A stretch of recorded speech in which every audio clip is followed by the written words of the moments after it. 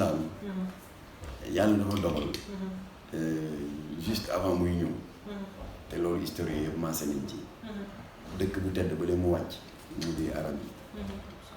yi ñoom dañu nekkoon ci jahiliya bu rëy bu garaaw dañu nekkoon dans un âge sombre et noir jigéen tekkul woon foofu dara dañ ko considéré woon comme li suñu woykat bi di wax femme objet et pire am na certaines familles aristocratiques orgueilleuses yoo xam ne taawloo jigéen ak ku leen rey lañ yem mën nga taawloo góor ba pare toogaat quelque temps am doom bu jigéen après y a pas de problème mais sa premier doom da ngay aristocrate nekk jigéen gàcce la woon xam nga nu ñu daan def nekk ba guddi ñu dem ca tefes ga booru géej ga gas enterré ko vivante loolu te yëpp nettali nañ ko dans les détails ci Bukhari et Muslim Tabari la chronique de Tabari ak yeneen yi gëstukat ci wàllu diine pour ne citer que cet exemple alors ba tax na moo tax il n'est pas étonnant bi l'islam ñëwee alxuraan daal di consacré ay xët yu yaatu dans la défense de la dignité et de la sécurité de la femme boo demee ci suñu borom la leen wutal saar sax suratul an-nisa les femmes waaw foofu la wax ne devoir la pour yéen jigéen ñi yéen góor ñi ngeen sargal leen jox leen cër bi ñuy mérité ci société bi nga dem ci suratul baqara suñu borom ne yéen góor yi ni ngeen amee des droits et des devoirs ni ngeen amee am ay yàq ak ay yelleef jigéen ñi tam kazalika dañu am yàq ak yelleef et on ne compte pas les hadiths yi nga xam ne yonent bi tam ñëw na en renfort di gën a jox cër jigéen ba nee na jigéen li tax ñu war ko jox cër ñoom ñoo nekk à la base même de la création ndax le plus dangereux brigand wala yu ba gën a mag yonent ba gën a mag jaar nañ ci biir jigéen moo tax Seydina Mohamed ci am na hadith yu bari du jaar sax si turu jigéen mais daf leen di sargal tappal leen benn grade bari na lu leen di tuddee ummul madrasatu maanaam nee na les femmes sont les écoles de la vie la femme c'est l'école de la vie am na beneen hadith sax boo xam ne yokk na leen grade dafa ne madrasatul ula nee na première école de la vie alors kon loolu moom la l'islam def ginnaaw ba politisme ñu vaincre ko daaneel ko dissoudre ko alors mais il n'empêche nag loo dawal sa xel sa ginnaaw ak lu muy sori dans l'histoire de l'islam qui est vieille maintenant de 14 siècles 1400 ans même boo xoolee jamono bi nga xam ne amoon na as ndaw bu fi bari woon doole dans l'Égypte ancienne ñu di ko wax Saqqara ad-Dur alors doo gis fenn dans l'histoire de l'islam vieille de 14 siècles fenn fu ñu ne jigéen xutba na jiite na takk na ay sëy nangu na ay jébbal rawatina di woote xilaaf ça n'existe pas alors ñaari dérogation lañ ci gis pas plus benn bi te kooku école islamique yëpp ci ànd parce que xam nga l'islam dafa am 4 grandes écoles de pensée benn bi mu di le courant hanafite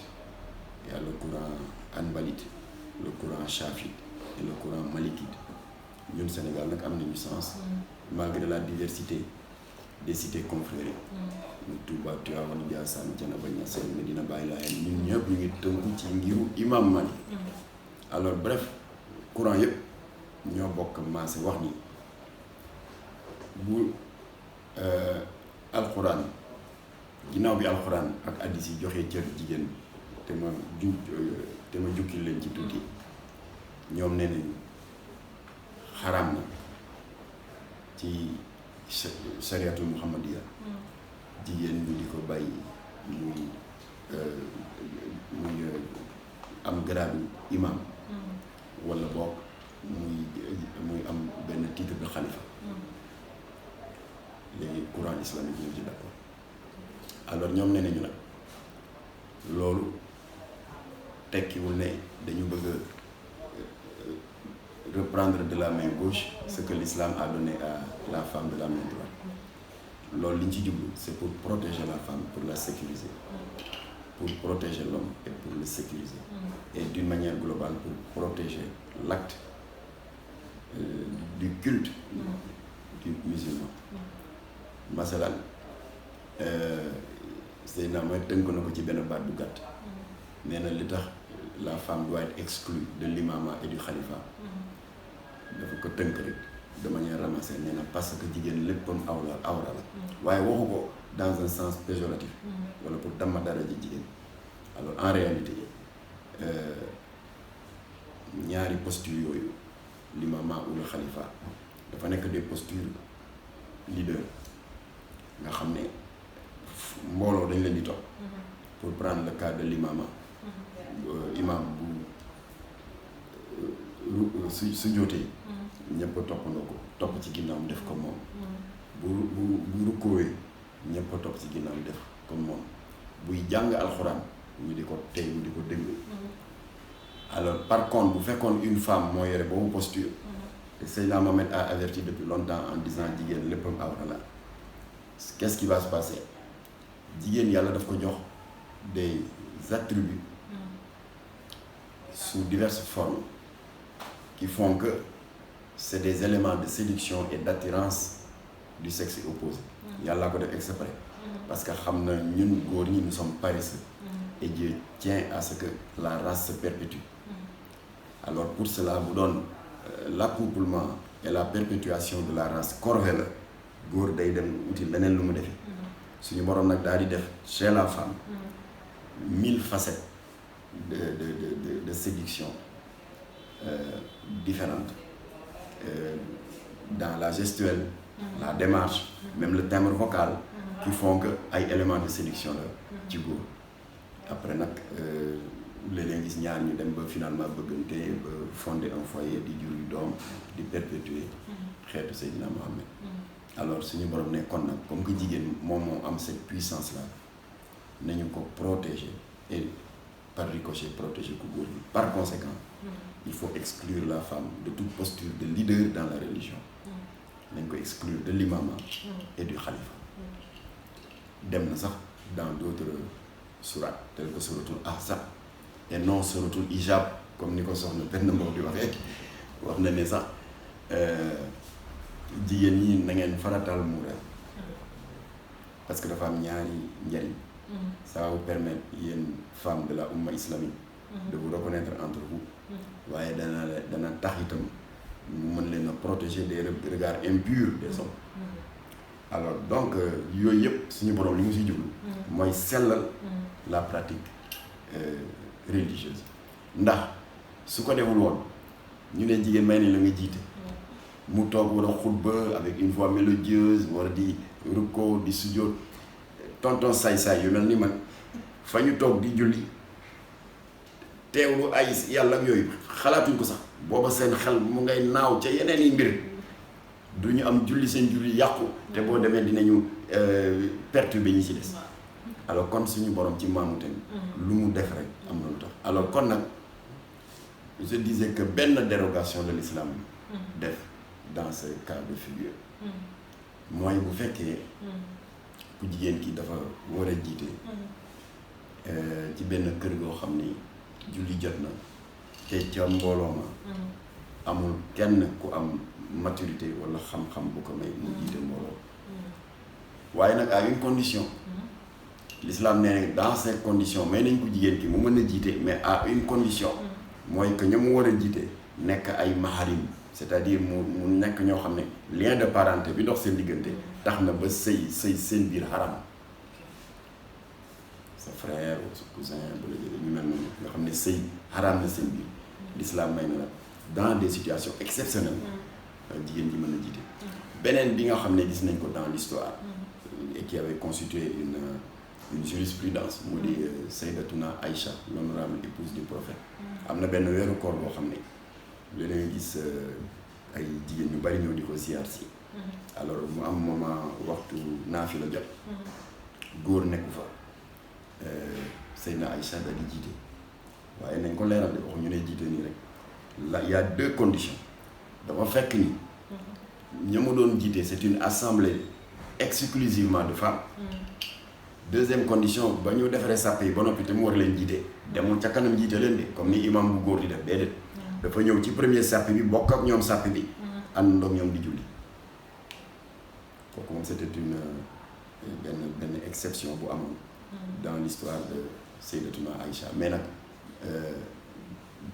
en règle générale l'islam exclut la femme de l'imama et du khalifa rawatina di takk ay sëy rawatina naan yaa ngi ñam mu njëbbal alors bu ko defee à cet égard mën nañu ci rôle bi jigéen ñu di ko séntu ci moom ci taxawaay ci l'islam mën nañu citer ñu bari fii en exemple këru diine boo dem rek ay jigéen yoo xam ne seeni waajur ñoo nekk des icônes religieuses nekk fondateur confrérie ba waaye elles ont toujours su raison garder dans la pudeur dans la discrétion di def seen liggéey dama ci citer il y en a beaucoup d'autres mais le temps ne permet pas ku ci nekk ñu wax say jaar-jaar dama ci citer 2 ou 3 boo demee ci njabootu Seydi Hadji Malick ràññee nañu ku mel ni soxna Umu Kalsum Si ak tamit soxna Umu Xayri di ay jigéen yoo xam ne ay xaalim lañu ci nangu gëstu ci alxuraan nangu gëstu ci hadiis yi ak li fi seen wayjur bu tedd bi bàyyi Seydi Hadji Malick Sy Xilaasu Zahab te ñu gën ko xam ci turu Mimia nga xam ne c'est la biographie du prophète dañ ko demoon ba naan ko ba dem ba di ci laaye biir seen i moroomu jigéen soxna kii Diallo comment elle s'appelle ay soxna Aïda Diallo comme moom elle se réclame de la Hadratul Mouridia mën nañ ko jox l'exemple de la fille aînée de Cheikh Ahmadou Bamba mu di soxna Fati Dia Mbacké kooku ràññee ko woon na itam ci discrétion ak pudeur dans son comportement mën nañ ci citer à l'occasion du chantier de la grande mosquée de Touba boobu mu fa fekkoon le deuxième khalife de Cheikh Ahmadou Bamba di Sëñ Fallou jamono yooyu outil de travail yi ñuy utiliser dans les grands chantiers taxu kaa développé noonu waaye moom dafa amoon ay ouvrier ak ay ouvrières da daan volontaire dem dans les champs de carrière sol tenue de travail comme ñoom jël marteau di toj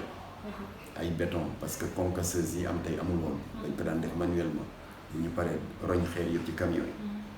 yi ñu ñëw déverser ji ko ca jumaa ji ñu couler béton yi ba fi sëñ Fallou jógee le troisième khalife de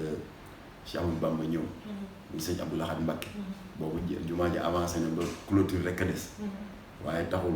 soxna Fati Dia Mbacké di fille aînée Cheikh Ahmadou Bamba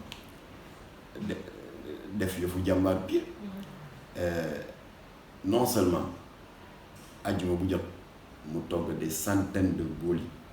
ñëw baaxee ko ouvrier yi joxaat leen kattan ak force waaye bu dara desul bu dul diriger des opérations de concassage ci ñi ko daan jiite lay bokk bu ñu defee concassage ba am ay béton yu bari ñu ñëw verser jox ko maçon yi ñu daal di couler bref ñi ko jegee te taarixkatu histoire Touba ak histoire Sëñ Bamba peuvent le confirmer ñi ko jegee ne nañ bu chantier bi jeexee bu daan rentrer këram di ñibbi da nga koy yërëm ndax da daan taq rip ak poussière pleine de cambouis yi ndax da daan wàcce boppam suufeel boppam ànd ak ouvrier yi di jaamu yàlla ci di xar tànku tubéyam di fay jox ay lekk ba noppi itam di ànd ak ouvrier yi di toj ay béton ñëpp di ci teg seen bët xam nga loolu ça n'a rien à voir ak pose xef yeeg ak ongle artificiel yeeg ak xob bi sa yaram ba mu weex tàll te bëgg benn poussière la bref on peut les citer à l'infini ay jigéen yu yiw yu tedd yoo xam ne ñooy meññeenteefu góoru yàlla yooyu lay maa ngi cité si Hadji Malick ak Cheikh Ahmadou Bamba mais y en a d'autres xoolal soxna Mariama Niass bu Cheikh Al Khalifa Baye Ibrahima Niass xoolal jàlloore bu mag bi mu def créer l'école Mariama Niass ñaata xale ñoo fa génn am seen diine gën a rafet seen iman gën a taaru seen tawhid gën a dëgër kenn xamul nu mu toll parce que fàtte naa la wax ne sax que soxna Fatou Dia Mbacké daan na jàngale alxuraan mais ay jigéen la daan dajale di leen jàngal alxuraan loolu la ñu séntu ci jigéen bu yàlla baaxee mu daal di nekk meññanteef ci xadaratul malikiya ñoom ñëpp ñi ma tudde ñëpp ba ki ma mujj tudde muy soxna Mariama Niass dañuy jàngal jigéen ñi jàngal góor ñi alxuraan di leen xamal addis yi di leen xamal yoonu shariatul muhammadiya waaye nag ñu teg tama ñuy tëgg ay moo lii neexul suñu sëriñ jigéen la loolu ana lan la mën a indil jullit bi ci yokkute ci wàllu iman ak tawhid gisuma ko voilà loo tax nag fraternellement ñu ngi delluwaat di ñaan suñu sœur Aïda Diallo mu góorgóorlu tënku ci recommandation ki nga xam ne moo fi tey ambassadeur Cheikhul Khadim di borom mbégte yi di sëñ Muntaxa bu ci góorgóorloo rek di ko rëccu ndax sëñ Muntaxa lu baax la bëggal ñëpp waaye keroog gis ni mu waxee ku ko miinul sax di nga sentir ne dënn bi jóg na keroog waaw nañu moytu nag di tàngal xolu kilifa yu mel noonu rawatina kilifa gu lowet koo xam ne foo gis mu ngi sourire ba ñu koy surnommer borom mbégte yi nañu moytu di leen di yëkkati seen xol ndax dafa am bés c'est là où je vais en terminer ndax ñu mën ci teel jële jàngat Abdou Latif Gueye yéegoon ne Serigne Abdoul Aziz Sy Dabakh yaram yi dafa sutante ñu dégg ne mu nga jaasaaw tëdd c'était en 88 ñu daal di ànd dem nemmeeku ji ko alors ba ñu demee daf ko gis rek xam nga digganteem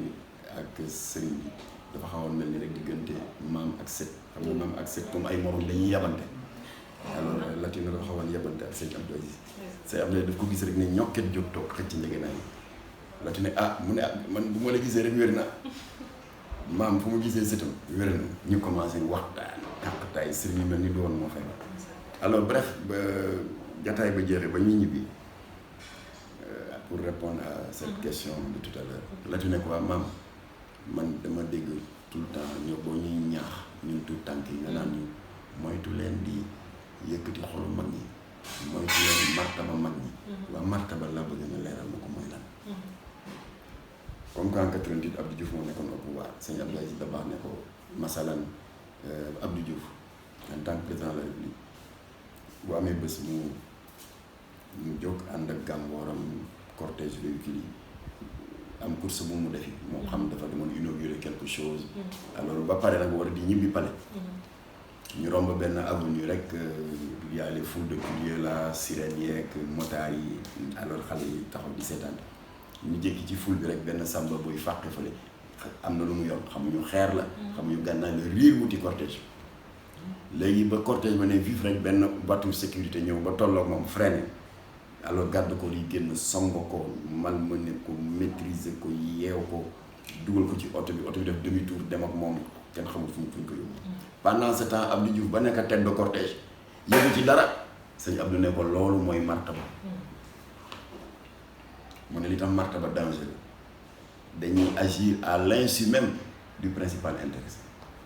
mu ne ko xëy na peut-être plusieurs mois après garde corps yi dinañ ko naan waaw président yëg nga ne bés sàngam weer sàngam place sàngam ba nga fa jaare sàmba boy ba jógoon bëgg a def nii def nañ ko loo xam ne sànk nañ ko yóbbu nañ ko bërëb sàngam ba def ko mu ne waay loolu ëpp na waaye mënoon ngeen ko baal ndeysaan daal di dawal yéen ma dem loolu la mën waaye ba martaba di réussir ndax cofeel gi ñam ci moom tàgguñu ko sax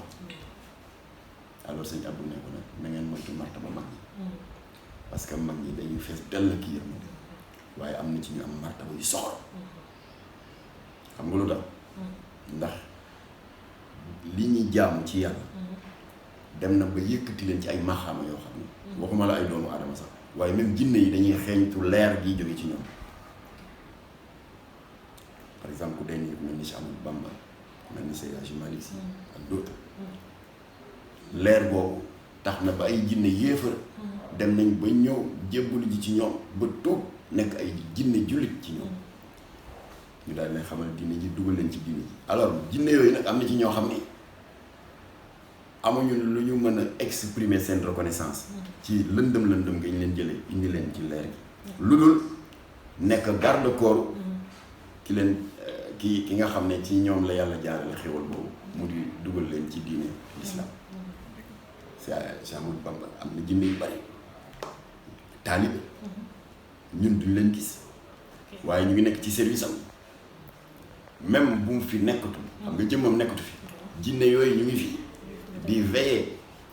à la préservation de son patrimoine spirituel ku ko bëgg a xajamal mbaa nga bëgg ci xëpp suuf jinne yi jóg jëflante ko yow te Cheikh Ahmadou Bamba moom mu nga caw fa mu ne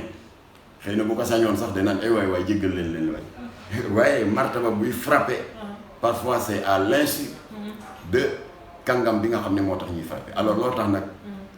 nit ku baax ku mel ni sëñ Mountakha nañu moytu di yëkkati fa ay da jàll na góorgóorlu sàmmonteeg ay digleem te digleem c'est pas compliqué du leneen lu li alxuraan wax du leneen lu li shariatu muhammadiya wax du leneen lu li Cheikh Ahmadou Bamba wax ci xasaay alors ndax exemple boobu